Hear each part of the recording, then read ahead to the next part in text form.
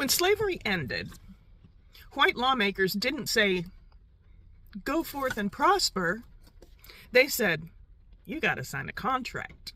After emancipation, black freedmen were forced to sign one-year labor contracts with white landowners.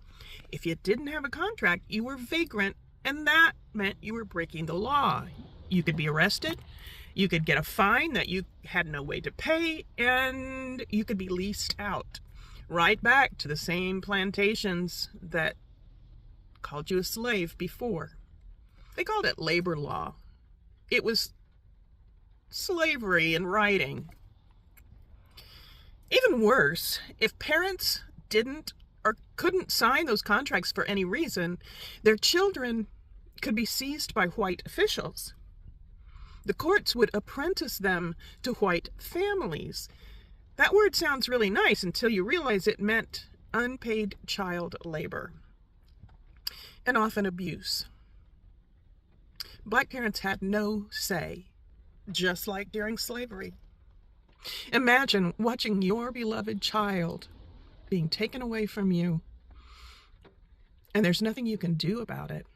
You're told that it's legal. You could be arrested for not having a job.